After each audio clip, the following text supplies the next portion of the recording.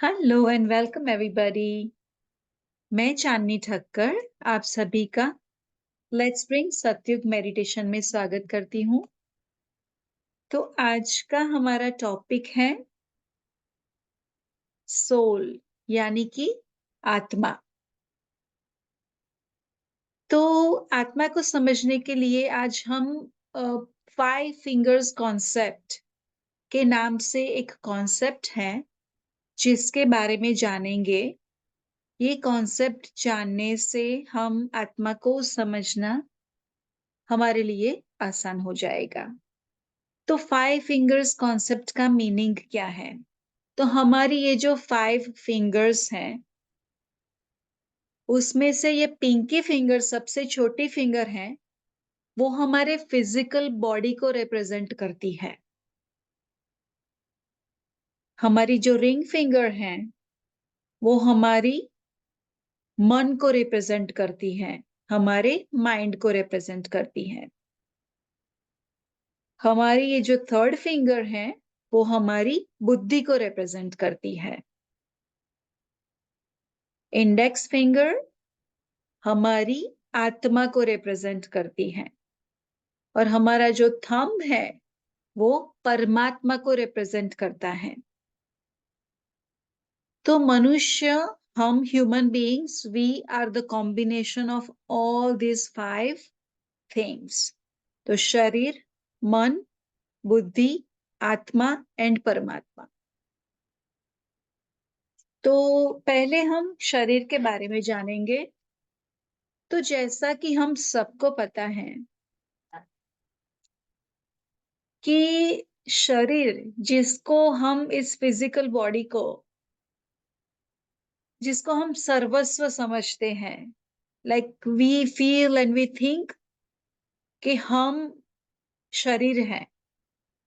इतना इम्पोर्टेंस हम हमारे शरीर को देते हैं एंड देना भी चाहिए, क्योंकि शरीर हमारा इस पृथ्वी पर जो मनुष्य जीवन का एक्सपीरियंस है, उस अनुभव में हमारे शरीर का बहुत बड़ा इम्पोर्टेंस है, राइट? तो विदाउट शरीर हमारी जो सोल है, हमारी आत्मा है, वो कंप्लीट मनुष्य जीवन का अनुभव नहीं ले सकती। तो यस, शरीर का महत्व है, पर हमारा जो अस्तित्व है, हमारा एज अ सोल जो एग्जिस्टेंस है, उस एग्जिस्टेंस में हमारे शरीर का बहुत छोटा रोल है। तो हमारा शरीर, जैसा कि हम सबको पता है, 5 एलिमेंट्स में से बनाया है। तो कौन से 5 एलिमेंट हम सभी को पता है? पृथ्वी, जल, आकाश, वायु एंड अग्नि। इन पांचों तत्वों में से हमारे शरीर की रचना हुई है। तो शरीर के बाद मन आता है। तो मन क्या है? तो जब हमारा जन्म होता है तब हमारे मन में कंप्लीटली हमारा मन ब्लैंक होता है। जैसे जैसे इस पृथ्वी पर हमारा अनुभव मनुष्य जीवन में बढ़ता है, जो चीजें हमने सुनी, हमने देखी, हमने समझी, हमारे अपब्रिंगिंग में हमारे परिवारजनों से जो हमने सीखा, हमारे स्कूलिंग से जो हमने सीखा, सोसाइटी से, हमारे एनवायरनमेंट से जो हमने सीखा, वो सारी चीजें हमारी बिलीफ सिस्टम बनाती हैं। बिलीफ सिस्टम मीन्स हमारी मान्यताएं बनाती हैं। तो हमारा मन क्या है? तो हमारा मन ये सारी जो बिलीफ सिस्टम्स आज तक हमने गैदर की है, सीखी है, समझी है, उन सारी मान्यताओं का जो कॉम्बिनेशन है, उससे हमारा मन बना है। तो फॉर एग्जाम्पल, बिलीफ सिस्टम किसको बोलेंगे? तो बिलीफ सिस्टम मानी कि जो भी हमारे परिवार की जनरल मान्यताएं होती है। कई लोग ऐसा मानते हैं कि वो ब्लैक कलर अशुभ है, कई लोग ऐसा मानते हैं कि वो काली बिल्ली ने मेरा रास्ता काट दिया तो मेरा दिन अच्छा नहीं होगा। These are our belief systems. इन चीज़ों के साथ कोई तथ्य, कोई ट्रूथ छुपा नहीं है। ये सारी बनाई गई बातें हैं। आई मीन अगर कोई ऐसा बिलीव करता है कि ओके काली बिल्ली ने रास्ता काटा तो मेरा दिन अच्छा नहीं जाएगा, मेरा कार्य अच्छे से नहीं होगा। अगर किसी ने अपने घर पे ही काली बिल्ली को एज़ अ पेट रखा हो, उसको तो हर सेकंड वो काली बिल्ली सामने से आगे पीछे करेगी तो क्या कोई दिन अच्छा नहीं होगा? It's impossible. ये सारी हमारी बिलीफ सिस्टम्स हैं। तो हमारा मन ये सारी बिलीफ सिस्टमों से बना है। तो जब हमें हमारी अपनी खुद की उन्नति, प्रगति के मार्ग पे आगे बढ़ना है, तो हमें खुद को हमारे बिलीफ सिस्टम्स को एनालाइज़ करना होगा कि इसमें से कौन-सी मेरी मान्यताएँ ऐसी हैं, जो मेरी प्रगति में मुझे पॉज़िटिविटी के पाथ पर आगे ले जाने में मदद करेगी और कौन-सी मान्यताएँ ऐसी हैं, जो मेरे लिए यूज़लेस हैं, जो मेरे लिए ब्लॉक्स बनती हैं, मुझे आगे बढ़ने से रोकती हैं। तो हमें खुद को हमारी बिलीफ सिस्टम्स को एनालाइज़ करके हमारे मन को क्लियर दिशा दिखानी है। तो जैसा कि हमने जाना हम मनुष्य, शरीर, मन, अब तीसरा आता है बुद्धि, जो हमारे मनुष्य जीवन का सबसे इम्पोर्टेंट पार्ट है। तो बुद्धि क्या है? तो कई लोगों को लगेगा कि मन यानी बुद्धि। नो, जैसा कि मैंने बोला कि मन हमारी मान्यताओं, अच्छी या बुरी, सच्ची या खोटी, मान्यताओं से बना है। बुद्धि एक ऐसी चीज है जो मनुष्य को दूसरे सभी जीवों से अलग करती है। तो कुदरत ने मनुष्य को बुद्धि यानी कि इंटेलेक्ट जिसको हम इंग्लिश में बोलते हैं, वो मनुष्य को दी हुई एक स्पेशल गिफ्ट है। तो अगर कोई सेम बुक, सेम टॉपिक एक क्लासरूम में डिस्कस हो रहा है, तो सभी स्टूडेंट्स, हर एक व्यक्ति जो इस बुक को सुन रहा है, वो अपनी बुद्धि से उस टॉपिक को समझेगा, राइट? तो इवन दो हर एक व्यक्ति को बुद्धि की गिफ्ट भगवान ने दी है, पर बुद्धि एक ऐसी चीज है जो हम मनुष्य जन्म जितने लेते हैं, जितने अनुभव लेते हैं, उसके साथ-साथ हम हमारी बुद्धि को ग्रो करते हैं। तो इसलिए हर एक मनुष्य की इंटेलेक्ट, बुद्धि की क्षमता अलग-अलग हो सकती है।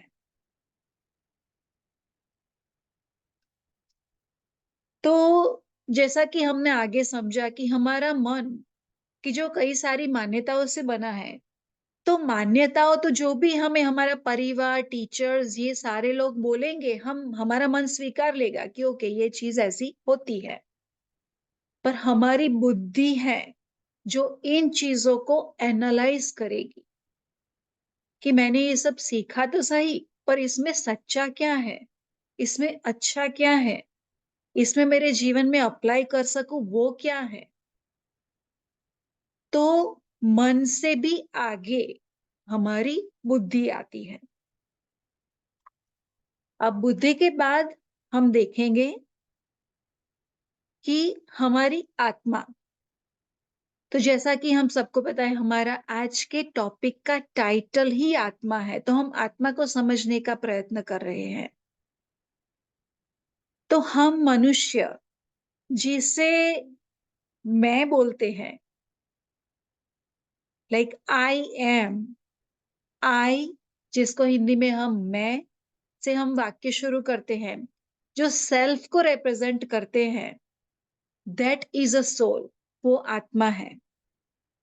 इसलिए अगर मुझे पैर में चोट लगे तो मैं ऐसा बोलूंगी कि मेरे पैर में चोट लगी है। मैं ऐसा नहीं बोलूंगी कि मुझे चोट लगी है। मैं मेरे पैर, यानी कि मेरा पैर है वो मुझसे अलग है। तो मेरा जो फिजिकल बॉडी है वो मेरी सोल से अलग है। मेरे बॉडी के अंदर मेरी सोल एग्जिस्ट होती है। तो हमारी जो आत्मा है, आप सबको मेरी आवाज क्लियर सुनाई देती है? क्योंकि मुझे मैसेज आया है कि आवाज क्लियर रही है। Can I anyone? can hear you. I can hear you. Is it clear? Okay okay okay, sounds good. या तो हमारी जो आत्मा है उसकी कोई सीमा नहीं होती है। आत्मा डज नॉट हैव बाउंड्रीज। दूसरा, कि हमारी आत्मा शाश्वत है, उसकी कोई बिगिनिंग या कोई एंड नहीं है। तो हमारी जो તો ह्यूमन, વોઇસ ચાંદની આંટી બધાનું કહેવું એવું છે કે ક્લિયર સંભળાય છે? યા મને સંભળાય છે. Yeah, it's good. It's good? Yeah. વચ્ચે ખાલી એક pause થઈ ગયેલો. હવે સારું. અચ્છા, ઓકે. કિશોરી આંટી બરાબર છે?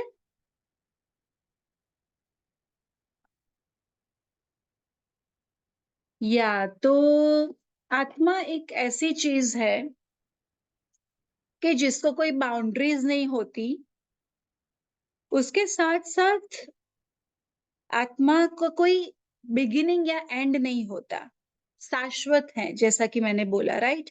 तो हमारी जो ह्यूमन स्टोरी है इसका बर्थ और डेथ होता है, पर हमारी जो सोल है उसकी journey it's on going, it's eternal journey. तो हमने कई बार ऐसा सुना है, समझा है कि आत्मा की जर्नी मोक्ष तक होती है, राइट? जैसा कि हमने कई बार सुना है कि जब हम हमारी सारी क्वालिटी, सारे गुण मास्टर कर लेंगे तब हमारा मोक्ष हो जाएगा। एक्चुअली मोक्ष के बाद की भी आत्मा की स्टोरी होती है। इवन आफ्टर मोक्ष there are things that happens with the soul. That's another day, we'll take that session. पर आत्मा की जर्नी इटर्नल होती है।